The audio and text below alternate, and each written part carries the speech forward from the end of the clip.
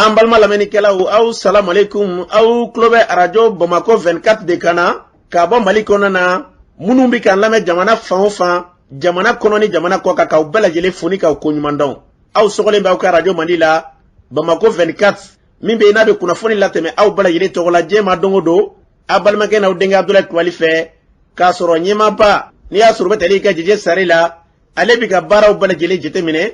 k'aw fo ni k'aw koɲuman dɔn faso kɔnɔ ni faso kɔ kan. Dɔwɛrɛ t'aw ma k'aw sigi ni k'aw ka kunnafoni ma kɔnɔ kunnafoni ni dalilu don tiɲɛ ni ala ye siran kan kunnafoni gɛrɛgɛrɛ anw sigilen filɛ kɛnɛ kan. O de kan ka bɛ bi kunnafoniw lase waati ma bi ye araba ye bi araba bɛnnen bɛ nazara san kalo fɔlɔ ye janvier kalo bi o tile 4 ye ka bɛn 2023 san ma. Farafin kalo min n'o ye lasiri laban ye an b'aw ladɔnniya k'a fɔ bi o tile 11 jate la san kalo 6nan don hijira san 1444 san don dugawu de bɛ kɛ ala k'a ɲɛ ka d'an ma. Bakuruba fɔla bi kunnafoniw filɛ k'aw ladɔnniya k'a fɔ kunna sini sufɛ ka dugujɛ kunungo la cɛ marifatigi dɔw kɔnɔ na dangare ta ka ɲɛsin maraka kungo sapɛrɛ pompe dagayɔrɔ ma ni ka maa 5 kasaraw ni na ko kɛra cogo jumɛn kunnafoni ɲɛfɔli ko la. Koro marabolo kana kɛrɛnkɛrɛnna Yolo komini kɔnɔna na a yirala ko ntɛnɛndon su jariwale tigilamaw kɔnɔ nana ka se ka na dugumaw kɔni fara ɲɔgɔn kan ka taa ni maa 7 bɔ ɲɔgɔn ye ko kɛra cogo jumɛn kunnafoni ɲɛfɔli ko la. Montorokaw fɛ yen a yirala k'a fɔ ko ni waati laban ninnu na hali bile ko gɛlɛya b'olu da la dɛ ko kɛra cogo jumɛn kunnafoni ɲɛfɔli ko la. Ka bɔ 2022 kɔnɔna ka don 2023 kɔnɔna na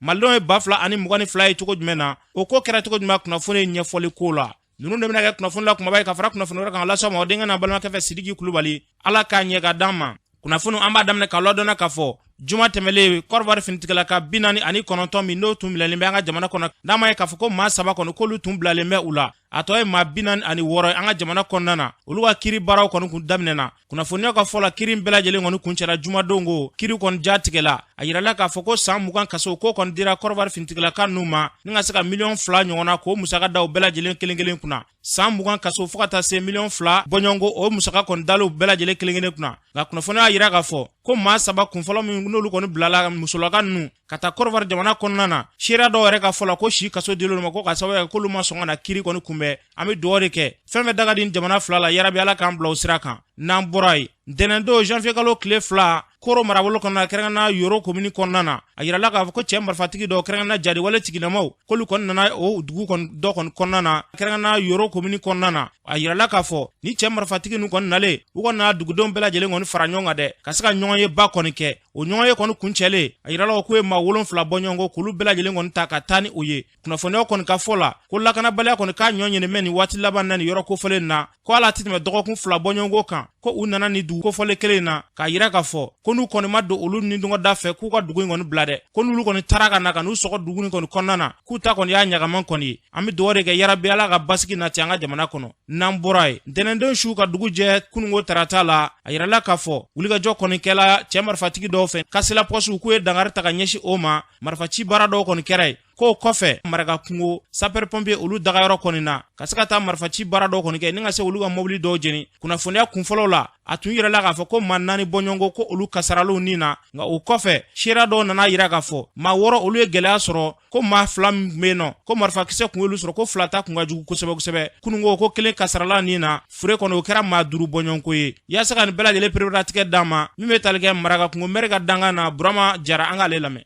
A victime bɛɛ lajɛlen kan ka kɛ 6 victime de ye 1 blessera o ye sapɛr 1 sinon mɔgɔ 5 olu kɔni olu ntanyana quoi.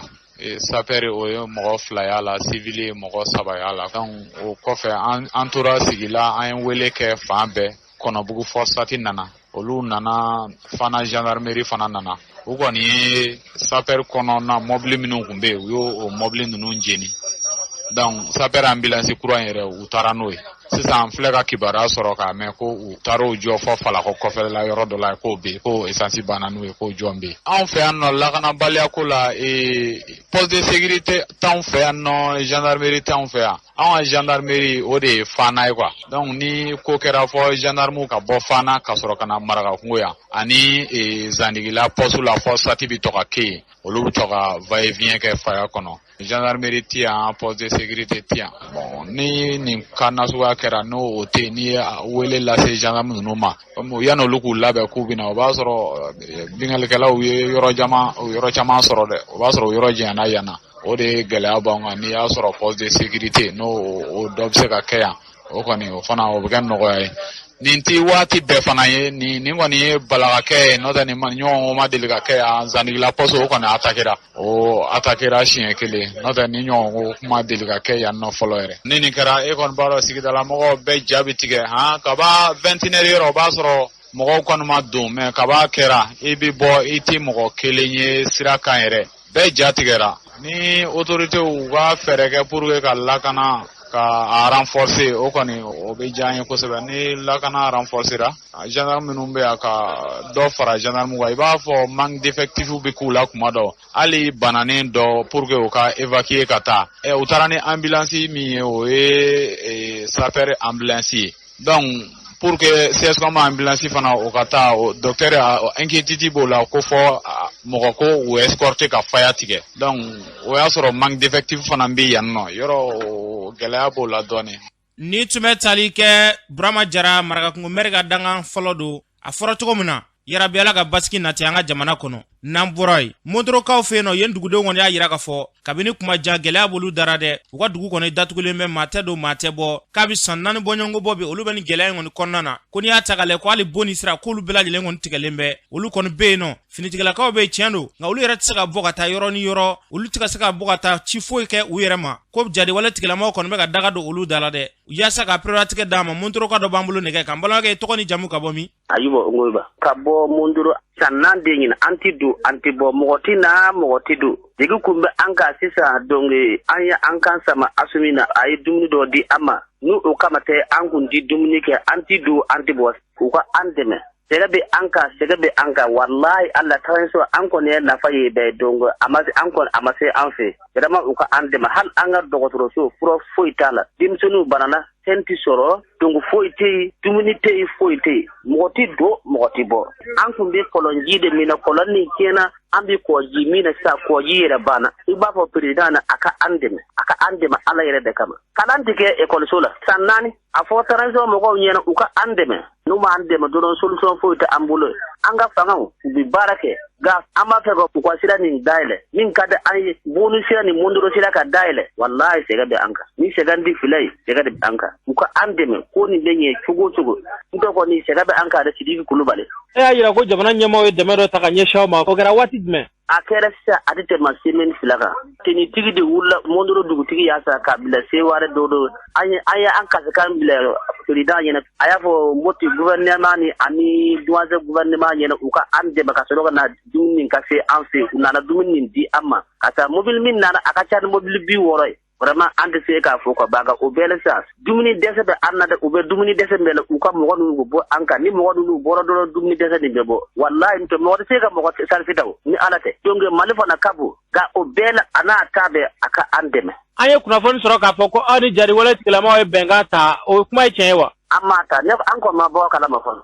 jadiwale tigilamaw bɛ don aw ka dugu kɔnɔ u tɛ don an ka yɔrɔ cayalen ba yɛrɛ kilo 1 de don an tɛ an ka misiw tɛ an ka baganw tɛ Surasiw tɛ Montoro yen nɔ wa Surasiw bɛ yen ka surasiw to yen nɔ mun gɛlɛya wɛrɛ b'aw sɔrɔ tuguni Montoro dugu kɔnɔ yen nɔ e b'a dɔn u bɛ na yɛrɛ yiri kan ka sɔrɔ ka na ni an ka mɔgɔw bɔra dɔrɔn u b'u ye donc u ka arajo dɔ b'u bolo u b'a fɔ ha bɛɛ ka yɛrɛ ɲini n'u bɔra bɛɛ u b'i boli ni an ka mɔgɔw don dɔrɔn u bɛ na yɛrɛ tuguni yiri kan o de bɛ an tɔɔrɔ kosɛbɛ u ka an dɛmɛ Mondoro ka libéré ni tun bɛ tali kɛ Ayuba Ngoyba la Montorokaw fɛ yen u y'a fɔ cogo min na yarabi Ala k'an ka jamana basigi ni k'a kolo suma n'an bɔra yen an bɔla 2022 kɔnɔ ka don 2023 kɔnɔna na finitigilakaw hali bi u b'u sɔn lakana bɛ se ka jamana sɔrɔ cogoya mun na finitigilakaw ka ɲɛmaaba ale kɔni bɔra ka se k'a yira k'a fɔ 2023 filɛ n'an donn'o kɔnɔ fɛɛrɛ kuraw kɔni sigilen bɛ u fɛ jamana yɛrɛ lakana bɛ se ka sabati cogoya mun na u ye minɛn kura caman sɔrɔ wa hali bi ko wulikajɔ kɔni bɛ sen na walasa jamana in mago bɛ lakana min na ko ka se k'o baaraw sigi sen kan yaasa k'a priorité ta ma général de division Umaru Jara an k'ale ka seerew lamɛn 2023 mun bɛ nalen baara ma ban c'est-à-dire que an ye fanga mun sɔrɔ an bɛna ye 2023 an ye fanga mun sɔrɔ an bɛ consacrer o kan ka tila ka effort kɛ stabilisation kan pour que mɔgɔ mun fɔ état ka se ka les services sociaux de base u ka se ka segin i n'a fɔ plan Mali ko bɛ k'a fɔ cogoya min na services sociaux de base état ka se ka segin ka na an bɛ continuer k'o kɛ l'opération kɛlɛtigi an bɛ continuer k'o kɛ et 2023 fana kɔnɔ le concept tile kura mun ye ka processus électoral sécurisé fana an bɛna an ye baara daminɛ o kan déjà donc o fana bɛna kɛ effort dɔ ye ka kuma laban lafiya fɛn ɲuman bɛɛ diɲɛ fɛn ɲuman bɛɛ ka ɲɛsin sɔrɔsiw ma san wɛrɛ décembre kɔnɔ anga ɲɔgɔn sɔrɔ fana vraiment ka min bisa kelen passé voilà nisɔndiya kɔnɔ o y'a sɔrɔ lafiya nana ka tɛmɛ nin kan hɛrɛ nana ka tɛmɛ nin kan jamana sécurisé ka tɛmɛ nin kan fɛn caman avancera kosɛbɛ a tɛ se ka kɛ kuma dɔrɔn ye an bɛ baara de kɛ donc an bɛ continuer an ka baara fɛ mais an kɔni b'o ŋaniya de siri courant 2023 a ka message dɔ lancer malien bɛɛ lajɛlen ma ka fɔ ko jusqu'à preuve de contraire u ka da sɔrɔsiw la armée bɛ yen bɛɛ de kama ni Mali bɛɛ ta Mali siya bɛɛ bɛ armée kɔnɔ diinɛ sugu bɛɛ bɛ armée kɔnɔ an ka armée ye kelen de ka fɔ an bɛ opération fɛn fɛn an tɛ opération kɛ contre peuple malien ou bien les pays sociaux an b'a kɛ mɔgɔ jugu de kama ani kɛra mɔgɔ jugu ye ne marifa bila ni seginna ka na an tɛ s'i ma mais tant que i bɛ marifa minɛ i bɛ wuli ka population ɲagata si population kan n'an y'i sɔrɔ an b'i kɛlɛ an bɛ yan o de kama jamana ye an recruté o kama jamana ko mission de d'a ma an tɛ se ka fɔ k'an dɛsɛra ka kɛ an b'a mission kɛ a ɲɛ ma mais DIH ye mun fɔ droit international humanitaire et droit de l'homme an bɛ continuer k'o respecter ne bɛ population malienne fo o ye soutien mun di armée ma ka armée dɛmɛ an ka autorité politique dɛmɛ pour ka se ka minɛn sɔrɔ ka d'a ma se ka mission kɛ o ye belebeleba de Mali tɛ armée dɔrɔn ta ye Mali ye bɛɛ lajɛlen de ta ye an b'a ɲini an tɔɲɔgɔn mun banna an bɛ Ala deli Ala ka hinɛ u la Ala ka yafa k'u ye u sara mun na u sara faso de minnu fana banana Ala ka kɛnɛya d'u ma Ala ka lafiya d'u ma Ala ka 2023 Ala ka kisi ɲagata ma Ala ka kɛ san hɛrɛ ni tun bɛ tali kɛ sɔrɔsiw ka ɲɛmaaba la kɛrɛnkɛrɛnnenya général de division Umaru Jara a y'a fɔ cogo min na yarabi Ala ka kɛlɛ ban pewu an ka jamana kɔnɔ n'an bɔra ye 2022 san n'a ma ye ko banna maliden dɔw b'u hakilina fɔ gɛlɛya jumɛn sɔrɔla a kɔnɔ ani nɔgɔya jumɛn sɔrɔla a kɔnɔ an ka maliden dɔw hakilina lamɛn. Ne tɔgɔ Badaw an bɛ foli kɛ ka sin an ka jamana ɲɛmɔgɔ ma vraiment an bɛ fɔ alhamdulilayi sécurité ko la an b'a fɔ alhamdulilayi jamana in kun bɛ dingɛ min kɔnɔ an kun t'a dɔn k'a fɔ a bɛ se ka bɔ nin dingɛ kɔnɔ tantɔ mais dɔɔni don an bɛ dugawu kɛ Ala k'an ni jamana in kana basigi nana yɔrɔ caman an tɛ se k'a fɔ fan bɛɛ parce que jamana mana kɛ cogo cogo jamana kun bɛ dingɛ kɔnɔ ka se état min ma kana k'a bɔ tile kelen a ma nɔgɔn donc an bɛ se k'a fɔ alhamdulilayi yɔrɔ caman na bi o bɛ ka taa tagabolo min na Ala ka n'u dɛmɛ n'o kɛra jamana min bɔ bolo la quoi. Wariko kɔni gɛlɛyara dɛ wari ma sɔrɔ tiɲɛ yɛrɛ la wari ma sɔrɔ wariko gɛlɛyara yɛrɛ de nka ɲɛnamaya kɔnɔ kɛ o tɛ se ka b'a la an bɛ dugawu de kɛ sankura mu jɔlen filɛ nin ye Ala ka sankura nin k'an ka san ye lakana bɛ ka sabati dɔɔni tiɲɛ yɛrɛ la ne ka ye t'a la. Tɔgɔ Madame Jaye Fafa Yasaya san tɛmɛnen kɔni an bɛ se ka fɔ a goyara parce que an yɛrɛ bɛ sigida mun yɛrɛ la lakana yɛrɛ tɛ yɛrɛ fiyewu kuma bɛɛ i b'a sɔrɔ delinquent dɔ b'an kan fɛn dɔ b'an kan an kɔni b'a ɲini jamana faamaw fɛ k'an ka yɔrɔ protéger o ka d'an ye yɛrɛ de ɲinan san hɛrɛ Ala k'a caya ka garisigɛ ɲuman d'an ma asi min bɛ ka mun kɛ hali bi an bɛ dugawu k'a ye. Jamana ye fɛn caman kɛ mais faamaw yɛrɛ tɛ règle la en un mot donc an bɛ fɛ faamaw yɛrɛ k'u yɛrɛ bila règle la ka sɔrɔ ka se duguma mɔgɔw ma quoi par exemple u tɛ vignette ta u somɔgɔw tɛ vignette ta u tɛ visite technique kɛ u somɔgɔw t'a kɛ weleli de b'a bɛɛ ɲɛnabɔ donc u tɛ se ka kɛ Mali kura tagabolo ye quoi. Nafisatu Sidibe an bɛ dugawu kɛ an ye gɛlɛya min ye salon an kana n'o ɲɔgɔnna ye ɲina sinon salon ta ma nɔgɔya dɛ tiɲɛ yɛrɛ la dutigi dɔw yɛrɛ tun bɛ ɲini ka n'u ka denbaya bila gɛlɛya fɛ an bɛ Ala deli Ala ye salon ta kɛ cogo min Ala kana ɲina ta kɛ ten comme an ka président yɛrɛ fo Asimu Goyita k'a k'a jija a bɛ baara min na baara in kɔni ka ɲi baara in sabatilen don a ka sécurité caya pour que min bɛ se ka an maliyɛnw protéger sinon an ma protéger ka ɲɛ hali bi dɛ fɛn min ye nafolo ye n'a bɛ faamaw bolo ko faamaw k'u bolo labila fantanw fana ka dɔɔni dun ko sinon k'a kɛra baara ye dɛ. K'an b'an ka faama ɲuman b'a fɔ Asimu Goyita tiɲɛ yɛrɛ la a bɛ k'a seko kɛ lakana ko ka fanfɛla la dɛ an ka tiɲɛ yɛrɛ fɔ a bɛ se ka sabati yɔrɔnin kelen mais dɔɔni don an dalen don a la an b'an kɔ fɛnɛ Ala k'a ɲɛ a bolo. Ni tun bɛ tali kɛ maliden dɔ ka seereya la o y'a fɔ cogo min na yarabi Ala k'a ɲɛ a bolo jamana in bɛɛ lajɛlen mago bɛ basigi min na yarabi Ala k'an bila o sira kan n'an bɔra ye hali bi gɛlɛya hukumu kɔnɔna na maliden minnu bɛ yen nɔ ni gɛlɛya y'u sɔrɔ n'u sigiyɔrɔ bila n'u nalen bɛ u dagalen bɛ Bamakɔ dafɛlaw la kɛrɛnkɛrɛnnenya Falajɛ Garabali déplacé olu b'u hakilina fɔ an ka olu dɔw lamɛn. Ɲinan san kɔni a kɛra cogo min na ne kɔni nana a ma mɛn parce que n tun bɛ burusi la sisan kɛlɛ nin kɛra o ka an ka cɛw bɛɛ faga ne yɛrɛ n facɛ b'a la i y'a ye nɔ n facɛ b'a la n facɛ dɔgɔcɛ 2 ani o den fɔlɔ kɛlɛ sababuya la n nana ni o bɛ balo kɔni di la mais tiɲɛ yɛrɛ a t'an bɔ la mɔgɔ jugu nana ka dɔn an na a y'an ka cɛ bɛɛ minɛ k'a faga mɔgɔ 54 an y'a compter dalen u y'a kan tigɛ y'a tɔɔrɔ an muso damani denmisɛnnin fitinin ninnu an bɛɛ wulila an bolila ka bɔ sisan an sera yan fɛn t'an bolo kabini an nana yan fana dɛmɛ bɛ ka kɛ dɛ mais an ka ca denmisɛnnin muso an tɛ fa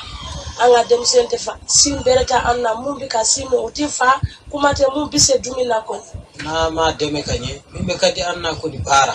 o de laban ye ka fɛn ta ka di mɔgɔ ma laban t'a mais n'i y'a baara degi ka dɔ di ale ma ka deburu kɛ n'a ye o de ka fisa.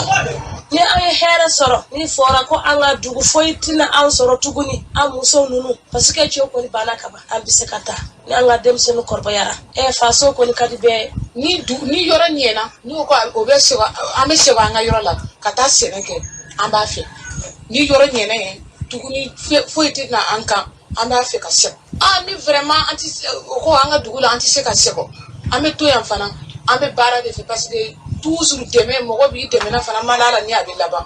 Ni tun bɛ tali kɛ malilen dɔ ka seereya la kɛrɛnkɛrɛnnenya gɛlɛya minnu sɔrɔ n'u sigiyɔrɔ bila u bɛ falajɛ garabali kɔnɔna na an bɛ dugawu de kɛ kuma kolon wɛrɛ tɛ dɔwɛrɛ dɛ ko basigi ka na olu ka se ka segin ka t'u ka dugu la an bɛ dugawu de kɛ yarabi ala k'u hakilinaw sabati n'an bɔra yen 31 hukumu kɔnɔna na min bɛ tali kɛ finitigilakaw ka ɲɛma dankan ale ye munumunu salo kɔni kɛ ka taa joyelakaw fɛ yen nɔ kɛrɛnkɛrɛnnenya finitigilakaw dagayɔrɔ bɛ yen ka se ka taa bɔ olu ye yaasa ka perelatigɛ d'a ma a yɛrɛ tɔgɔ ye kolonɛl dawuda tarawele ale ni kapitɛni kundo dugure fɔɔ ka taa se joyela mɛri ma n'o bɛ tali kɛ yakubu a dawele mariko la an k'olu ka seerew lamɛn. a to ka fɛti kɛ an ka cɛden minnu bɛ kungo kɔnɔ sanyɛlɛma kana k'u kɔrɔ ka yirula k'a fɔ hali n'u bɛ yɔrɔ jan fɛ jamana hakili b'u la wa u bɛ ka baara mun kɛ o taabolow ka d'an ye ne ye mun ye o ye nimisi wasa n y'a ye k'a fɔ bɛn mun b'u ni ɲɔgɔn cɛ aw yɛrɛ bɛɛ b'a dɔn a bɛ kalo damadɔ bɔ joyila mara la bamanju tun bɛ ɲini ka dan kari an ka lakana taabolo la mɛ ninnu y'u bolo di ɲɔgɔn ma ka jɛn ka baara kɛ su fara tile kan bi bi in na an bɛ se k'a fɔ u yɔrɔ jɛngɛra joyila mara la o de la jamana ɲɛmɔgɔw ko an ka autorité militaire ko ka n'u fo k'a yir'ula k'a fɔ u bɛ ka baara min kɛ a ka ɲi mɛ hali bi u ka dɔ fara a kan. a ka nali ka bɔ Bamakɔ ka na an fɛ yan bi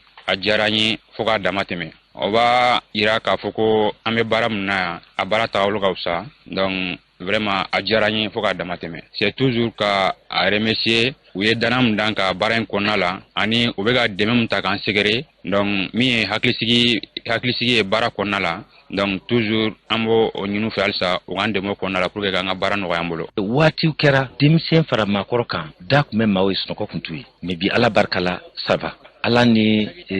compagnie nalen ala ni an ka polisiw n'an ka gendarmew ka cɛsiri bandiw kɛlen bɛ ka yan to yen an ka lakana caman kɛra la o de la an bɛ jɛ ka duwawu k'u ye ka duwawu kɛ force de défense de sécurité Mali la. ni tun bɛ tali kɛ finitigilaka dɔw ka seereya la kɛrɛnkɛrɛnnenya fo ka taa se joyila mɛri ma u y'a fɔ cogo min na yarabi hali bi ala ka lakana sabati an ka jamana fan bɛɛ lajɛlen kɔnɔna na n'an bɔra yen yirimajɔ bakɔrɔbugukaw fɛ yen nɔ ye sifinakaw kɔni farala ɲɔgɔn ka kɛ kuluba de ye n'a bɛ fɔ ma ko CADB olu kɔni y'a yira k'a fɔ ko wulikajɔ kɔni talen bɛ maa dɔw fɛ k'u bɛna olu kɔni ka kare jɔ ko kare caman bɛ yen nɔ olu bɛɛ lajɛlen kɔni baaralen bɛ ka ban ko yɔrɔnin kelen de bɛ yen nɔ maa bɛɛ lajɛlen bɛ ka tɛmɛ o fɛ ko maa dɔ kɔni taa mɛ o feere maa dɔ kɔni ma o tigi fana bɛ k'i nin gɛlɛya ko fɔ a ka se k'o jɔ olu kɔni y'a yira k'a fɔ olu yɛrɛ kɔni sigilen ɲɛna nin yɔrɔ kofɔlen tɛ jɔ dɛ yaasa ka perelatigɛ d'a ma an ka bakɔrɔbugu sifinakaw lamɛn. Adama Kante bakɔrɔbabugu tɔnw faralen ɲɔgɔn kan o CADB collectif pour le développement des associations de bakɔrɔbabugu ne yɛrɛ ye o président dangan filanan ye an jɔlen don kɛnɛ min kɔnɔ yan an y'a ye k'a fɔ an balima dɔw nana waleya dɔw ta ka ɲɛsin an ma an ka sigida kɔnɔna na n'o ye yirimajɔ bakɔrɔbabugu kɔnɔna ye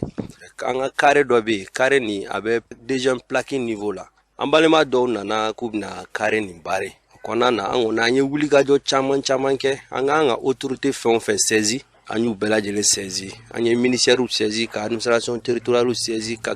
Kalabankoro mairie saisi ka Bagineda mairie saisi o yɛrɛ bɛɛ kɔfɛ Bagineda mairie mɔgɔw yɛrɛ nana constat kɛ yɔrɔ la k'a yira ko ka baara jɔ mais an ɲɛ b'a la munumunu salon cayalen don yɔrɔ yɛrɛ kɔnɔna na hali sisan o kama an ko nin bɛ ka taa bolo min kan anw ye population civile de an tɛ se k'an sigi fiyewu dɔ ka na ka an ka karew minɛ an na k'u feere ou bien k'an ka karew jɔ ka kɛ sisow ye an jɔlenw ɲinɛ n'i y'a jateminɛ du 11 de bɛ a kɔnɔna na du 11 nin kɔnɔna na traverse t'a la traverse kelen b'a la o jɔliko de bɛ sen na a bɛ administration min kɔni concerné kosɛbɛ n'o ye Bagineda ye vraiment an ka wulikajɔ fɛn o fɛn kɛ yen nɔ an y'o k'o niveau la. est-ce que aw yɛrɛ dalen bɛ mairie la nin ko in na parce que n'i y'a ye mɔgɔw bi ja gɛlɛya ka na k'a bɛ baara kɛ yɔrɔ la a dɔrɔn i b'a sɔrɔ a bolomada bɛ sɛbɛnfura dɔw kan a caman dun bɔ mairie la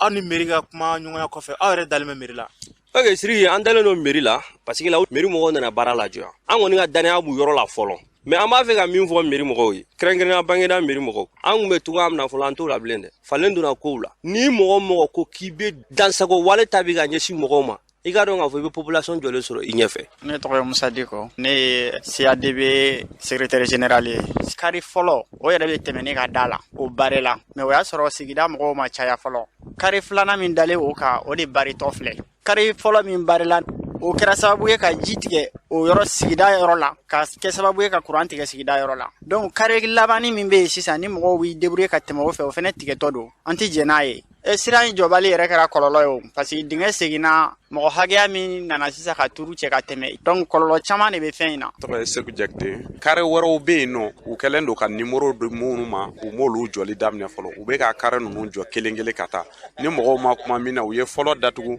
mɔgɔ ma fɛn f'o la u y'o jɔ o baara banna yen nɔ u nana ka na filanan datugu an talen mairie la Baginda mairie la maire yɛrɛ ye plan minɛ dɔrɔn a y'a yira an na ko ka bɔ yɔrɔ wɛrɛw fana bɛ nin ko kɔnɔna na n'u kɛlen don ka numéro bɔ yɔrɔ minnu na bon an ye yɔrɔ ninnu san waati min na u y'a yira an na ko ninnu bɛɛ de sira ye bon an jama tun bɛ bɔ a bɛɛ fɛ a bɛɛ sira bɛɛ tun bɛ marché mais an y'a ye minnu ye yɔrɔ feere an ma kɔfɛ u yɔrɔ bannen feerela sisan nɔ wariko nata nana u minɛ u bɛ ka commencer ka sira ninnu jɔ kelen kelen ne bɛ welekan min yɛrɛ bila ka taa an balimakɛ min bɛ ka yɔrɔ jɔ a k'i sabali u kɔni ko ma ko jɔhɔrɔmɛ de don n b'a ɲini a fɛ a ka sabali nafolo de don an t'a ɲini ale ka nafolo ka tiɲɛ. Ni tun bɛ tali kɛ Bakɔrɔbabugu sifinnaka dɔw ka seereya la kuma kolomara tɛ dɔwɛrɛ ye olu ka yɔrɔ tɛ jɔ maa dɔw bɛ yen nɔ dansago ɲini yɛrɛ kama olu dɔw bɛ yen nɔ dugukolo kɔni feerelen kɔfɛ u bɛ tila ka na don karew kɔnɔ ka se ka yɔrɔ kɔni feere fɔ ka don maaw kunna an bɛ dugawu de kɛ yarabi Ala ka faamuya ɲuman di Mali dugukoloko la n'an bɔra yen kiriko bunangu kan maa caman kɔni y'a yira k'a fɔ kiri kɔni o tɛ ka taa olu jimi sira fɛ dɛ min bɛ tali kɛ Imam Mahi Watara ale kɔni y'a yira k'a fɔ kiri tigilamaw k'u ka kiri tigɛ u ni Ala cɛla la Mahi Watara min fɔ kiriko bunangu na an ka lamɛn. Ne delila ka nin kuma in fɔ yan n bɛ segin a kan k'a fɔ an ka kiri tigɛla kungo ye fila ye k'an ka jɔrɔ o la a fɔlɔ o ye foroba kungo ye o y'an bɛɛ kungo ye o ye jumɛn ye kiri tala ka tigɛ ni Ala ta ye Ala ko an ka tigɛ n'ale ka kiri de ye a ma k'o ye an yɛrɛ bɛnna kan ko an ka kɛ min ye n'o kungo b'an bɛɛ ɲɛ lahara ye yarabi Ala ka bɔda kɛ an ye a tala ka k'o fana ye a bɛ kɛ ka kɛ tɔɲɔni ye u bɛ se ka article dilan i la i jɔlen ten article kura dilan i la k'i don kaso la ko caman bɛ sen na yɛrɛ parce que munna mɔgɔw bɛ siran k'a fɔ ko kiritigɛlaw kunkan kuma ko ni m'i farati k'i bɛ problème sɔrɔ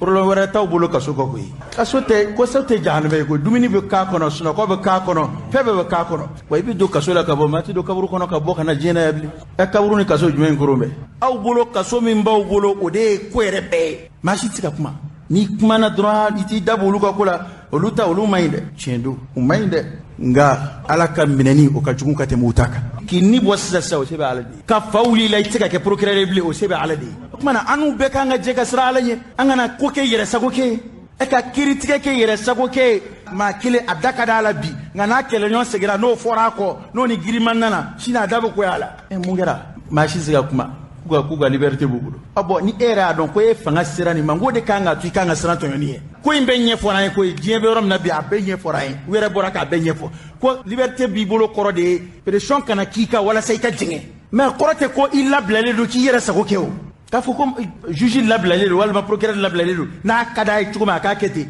a kɔrɔ t'o ye o a kɔrɔ ye ko fanga dɔ kana to k'i empêcher k'a fɔ nin minɛ nin bila nin kiiri kɛ tan nka kiritigɛlaw ka yɛrɛ sago kɛ a fanba n'i t'a la i ko tɛ nka maa minnu b'a la an tɛ se k'a fɔ dɛ kiritigɛla yan a fanba kɛra yɛrɛ sagokɛla ye u yɛrɛ de b'o seereya u yɛrɛ ka ɲɛmɔgɔba dɔ y'a fɔ yan faamasigi dɔ senfɛ ko nafolotigiw bɛna don kiritigɛlaw n'u hakili tɛ ɲɔgɔn cɛ ni maa min y'a sɔn ɲini b'a ye a kɛra bandaw ka sigili la yan kiritigɛla ɲɛmɔgɔba yɛrɛ de y'a fɔ yan ko nafolotigiw bɛna don kiritigɛlaw n'u hakili ni ɲɔgɔn cɛ awa n filɛ k'a f'i ye kan'a sɔn u ka nafolo di ni hakili ni ɲɔgɔn cɛ dɛ i bɛ ɲininka kaburu kɔnɔ don min na nafolotigiw tɛ yen dɛ i ni Ala bɛ ɲɔgɔn kunbɛn don min na nin kiiri tigɛ ko filanan kunna nafolotigiw tɛ yen dɛ walahi i ka faamaya kɔnɔ i ye maa o maa don kaso la nkalonka k'o kɛ k'i ka naja i ye maa o maa don kaso la nkalonka ka du jɔ i ye maa o maa dɛmɛ nkalonka k'a furu sa k'a muso furu sa wali k'a minɛ a cɛ la walasa maa wɛrɛ ka i ye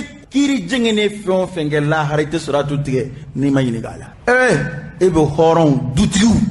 k'u minɛ u mana minɛ u halala terrain nɔfɛ ka u don kaso la parce que quoi emplacement ka ɲi k'a yɔrɔ ka di waritigi ye pour que ni a y'a bagabaga k'a don kaso la a tɛ terrain ɲini bilen dɛ a b'a yɛrɛ de ɲini i joko kan u bɛ sin k'i minɛ k'i datugu ten ka ɲinɛ i kɔ kalo kelen kalo fila bon sisan e t'i ka hakɛ ɲini bilen dɛ i b'i yɛrɛ de ɲini don bɛɛ bi don kɔ dɛ. Ni tun bɛ tali kɛ maliden dɔw ka seereya la kɛrɛnkɛrɛnna Mayi Watara a y'a fɔ cogo min na yarabi Ala k'an ka jamana kiri Ala k'a sabati n'an bɔra ye an ka finitigilaka minnu bɛ yen n'olu tola kɛlɛkɛyɔrɔ la olu denw kulu dɔ bɛ yen n'a bɛ f'a ma ko Mali Sini o kɔni ye dɛmɛɲɔgɔnya ta ka ɲɛsin o denmisɛnninlakaw ma ka se ka nɛgɛso kɔni d'u ma yaasa ka perewatigɛ d'an ma professeur Sulemani Tarawele fo ka taa se colonel major Birima Samake an k'olu ka seerew lamɛn. Kabiri Ala ye diɲɛ dan an ka ɲɔgɔn jigi tugu o de fɔra ne nimisi wasala mɔgɔw nana ka na nin minɛ a diyara ne kosɛbɛ et puis an tɛna danni ma fɛn wɛrɛ bɛ na ni Ala sɔnna. O di kun ye ko denmisɛnninw k'u hakili lafiya k'o kolonkɛ donc o kolonkɛ in kɔnɔna la nɛgɛso nafaba de b'a la o ye congé kɔnɔna ye maintenant denmisɛnnin dɔw fana bɛ yen n'u ka ekɔliso ka jan so la ni ye nɛgɛso in d'u ma a bɛ se k'u dɛmɛ ka se ekɔli la heure la joona a bɛ ekɔli taga nɔgɔya u bolo donc ni mɔgɔ min ye nin kɔni kɛ ni professeur Sulemani Tarawele vraiment an bɛ foli de k'a ye ka foli k'a ye parce que a ma ɲina Mali kɔ. Nɛgɛsoni dira ne ma a diyara ne ne b'a boli ne ni n dɔgɔnin an b'a dibagaw fo. Nɛgɛsoni dira ne ma a diyara ne kojugu ne b'a dibagaw fo halisa Ala ka caman bila nɔ la. Ni tun bɛ tali kɛ maa dɔw ka seereya la o y'a fɔ cogo min na yarabi Ala ka nin hakilina ninnu sabati an ka jamana kɔnɔ n'an bɔra ye n'a ma ye k'a fɔ 31 o kɔni mana tɛmɛ san tɔw la i b'a sɔrɔ Bamakɔ kɔni minɛ bɛ k'o nɔgɔ kɛrɛnkɛrɛnnenya munimaw bɛɛ lajɛlen nka yirala ka ko ɲinɛn ta kɔni na ko nɔgɔ ma kɛ yɔrɔ caman na dɛ k'u ye wulikajɔ kɔni kɛ ka se ka yɔrɔw bɛɛ lajɛlen kɔni sanuya yaasa ka perewatigɛ d'an ma sigida sabanan maire fo ka taa se maa dɔw ma olu ka seereya di an k'olu lamɛn. Jama dala jɛra boulevard la 31 su o bɛ deli ka kɛ kɔrɔlen donc laada la tilenna mais laada kɔnɔna na an y'a f'u ye sigili tɛ baasi ye mais n'u sigira n'i bɛ sigi i ka yɔrɔ sanuya wa n'i wulila i ka yɔrɔ sanuya an y'o o ci las'u ma hakili na o y'a ci mɛn an nana lajɛ sa an y'a sɔrɔ nɔgɔ min bɛ ye yɔrɔ la kɔrɔlen o nɔgɔ o tɛ yen donc o ye fɛn belebeleba ye n'an ka kan ka hakili to la. san tɛmɛnen fɛtiw la n'a ye ni fɛtiw tɛmɛna boulevard ni monument t'a sɔrɔ a dugumala nin bɛɛ papiyew lankolon ni mana sachet ni fɛn ninnu ani carré kɔnɔla nin bɛɛ bɛ nɔgɔ ko fête kɛra bon personne a tɛ nettoyer ni yɛrɛ mais cette année an ye m'a la fêtiw tɛmɛna mais mɔgɔ si ɲɛ tɛ mana la monument ni carrefour la. fêtiw kɔfɛ Bamako i b'a ye ɲamamisɛnninw bɛ caya an kɔrɔ manaw bɛ kɛ filifililen yɔrɔw la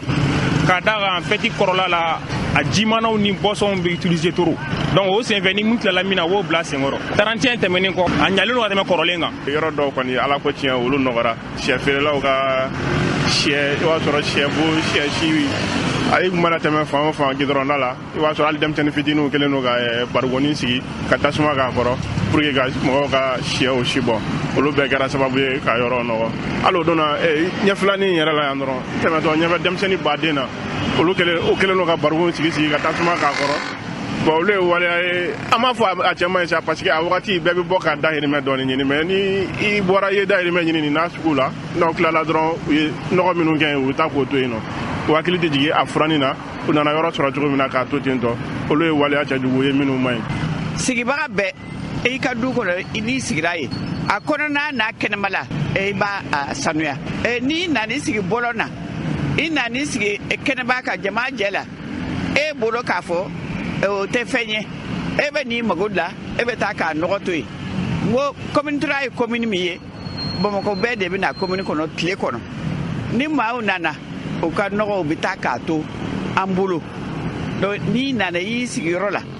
ɲama i man kan k'a bila n'i y'a bila a dalajɛ i ka taa bila yɔrɔ la o de cɛ ka ɲi. ni tun bɛ tali kɛ maa dɔ ka seereya la o y'a fɔ cogo min na yarabi Ala ka nin ɲɔgɔnnaw caya an ka jamana fan bɛɛ lajɛlen kɔnɔna na n'an bɔra ye kulu dɔ bɛ yen n'a bɛ f'a ma ko ANP olu kɔni bɛ fɛɛrɛ de kɛ ka se ka baarako yɛrɛ k'o sabati an ka jamana kɔnɔna na olu ye wulikajɔ kɔni ta ni ka se ka formation dɔ kɔni kɛ chauffeur dɔw kunna an ka maa dɔw ka seereya lamɛn. an hakili b'an ka chauffeur ka formation na kun min na a kun dafara parce que accident ka dɔgɔ n'u ka mobile tiɲɛna fana u bɛ formation min sɔrɔ nin a b'u permet réparation fitinin min bɛ yen nɔ u b'o réparation fitinin kɛ fɔlɔ yanni an ka n'a tɛmɛna u ka dɔnbaga kan an bɛ sɔrɔ ka se garage ma c'est réparation fitinin dɔ bɛ yen nɔ an ka chauffeur an b'u dege o baara la. y'a mɛn baarayɔrɔ corporation caman b'a kɔnɔ surtout ka hakilina ta k'a ɲɛsin chauffeur ma ko chauffeur fana uniformeli ka kan pour que u ka adapter diɲɛ laban nouvelle technologie minnu bɛ sen na o ye taabolo belebeleba de ye ANP filɛ ka min boloda anw en tant que centrale maire au Mali an bɛ foli di direction de l'ANP ma ka syndicat minnu bɛ yan k'u fo parce que n'i y'a ye baarakɛlaw ka promotion bɛ kɛ fo ka taa se fo chauffeur ma donc syndicat de wulilen do k'i jɔ donc an bɛ foli d'u ka secrétaire général ma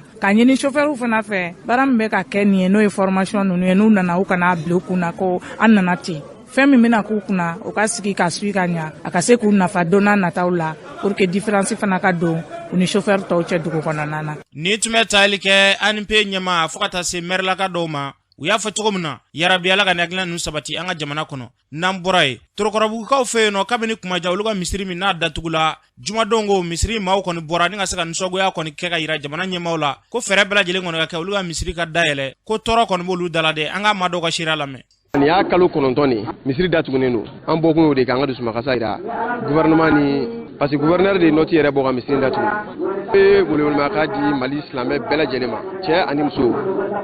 mɔgɔ mɔgɔ ko la ilaha illallah muhamadu rasulullah an bɛ welewelekan bila bɛɛ lajɛlen ma k'a fɔ jamana in tɛ se ka taa tan aw ko Mali kura jamana kura ko kuraw tɛ fo ko kɔrɔw de bɛ ka kɛ ko dɔw yɛrɛ bɛ ka kɛ an ma deli ka mun ɲɔgɔn ye kin kunturu misiri k'a datugu muso naani kama muso minnu yɛrɛ tɛ kin kɔnɔ u seli misiri la fo n'a kɛra juma kelen-kelenninw de u bɛ na ka seli yan a bɛ se ka misiri datugu olu kama cogo di kin kunturu. Awɔ an kɔni an ka laɲini ye mun ye o y'an ka misiri ko de ye awɔ u k'u jija u k'an ka misiri dayɛlɛ an ye kalo 9 an bɛ kɛnɛma bon an bɛ soso la an ye sunkalo don fɔlɔ misiri datugura an y'a kalo 8 bɛɛ kɛ kɛnɛma bon an sɛgɛnna an ye tilema kun ka nɛnɛ kun ka samiya kun. N bɛ min fɔ faamaw ye an b'u deli ala na kira jati kama u k'an ka misiri dayɛlɛ an ye an ka misiri datugura kabiri sunkalo tile fɔlɔ fo an bɛ don min na komi bi. Ni tun bɛ tali kɛ misiri maa dɔw ka sira la u y'a fɔ cogo min na yarabi ala ka bɛnɲɔgɔnya sabati a ko la n'an bɔra ye an ka sanfɛ kalanso bɛ yen n'a bɛ fɔ a ma ko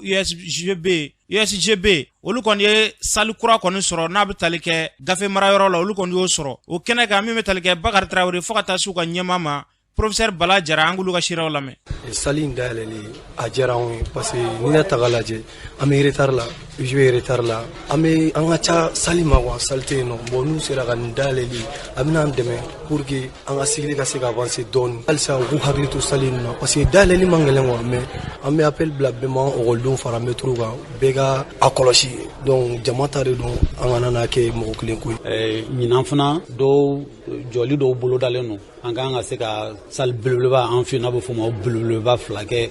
F5 la ka kelen kɛ FAG la ani kilasi 8 jate donc n'i ye kilasi kuraw jɔ ka kilasi belebeleba kuraw jɔ a bɛ komi i n'a fɔ i bɛ k'u ka kalan kɛcogoya i bɛ ka u la ɲa ka taa. Ni tun bɛ tali kɛ université USGB maaw dɔw ka sira la u y'a fɔ cogo min na yarabi ala ka hakilina ninnu caya an ka jamana kɔnɔ n'an bɔra an bɛ taa jamana kɔ kan Sira Sidibe min bɛ bolo. Lamɛnbaaw fɔlen kɔfɛ karamɔgɔ Sidi i ka jɛ kɔnɔ an bɛ taga Malawi kolera ale kelen bɛ sababu ye ka tiɲɛniba don Malawikaw fɛ yen nɔ o hukumu kɔnɔna na Malawi duguma kalanso belebele 2 Malawi ɲɛmaaw ye o datugu yaasa ka se ka denmisɛnninw kisi ka bɔ ni banakisɛ in ma n'an bɔra yen an bɛ taga Uganda san 2023 ni o ye 2023 ye o daminɛ kɛra Ugandakaw bolo kasi ni mirimiri ka sababu kɛ sanyɛlɛma su ni o kɛra sibiri ka dugu jɛ karidon na Kampalakaw fɛ yen nɔ olu ka sugu kɔnɔna na jama cayara yen nɔ kɛra sababu ye mɔgɔw ka digidigi o kɔnɔna na mɔgɔ 9 olu kasarala o ni na ka tila ka mɔgɔ caman ka olu jogin n'an bɔra yen an bɛ taga Burkina Faso Burkina worodugu selege ye ka taga a tile biyan fanfɛla la maa 28 olu fure de yira ni wagati in na jamana kɔnɔden minnu ye marifa ta ka farafintigilakaw kan k'u b'u ka jamana kumabɔ olu bisigilen don ni ko na ka fɔ ko olu de ni maa 28 k'olu de ye u faga jamana ɲɛmaaw bɛ wuli ka jɔ la n'an bɔra yen san 2022 koba minnu kɛra Burkina jamana kɔnɔ olu fanba ye fanga dafiri ale ni jatigɛ wale de ye ko n'i y'a ta ka lajɛ san 1 kɔnɔ fanga dafiri kɛra ko siɲɛ 2 ko ni ko in ma bɔ foyi la ka sababu kɛ jamana ka basigi ye karamɔgɔ Sidi ye min sɔrɔ ni tu ye. Sira Sidibe y'a fɔ cogo min na an bɛ dugawu de kɛ yarabi ala ka basigi nati Mali ni diɲɛ jamanaw bɛɛ lajɛlen ni ɲɔgɔn cɛ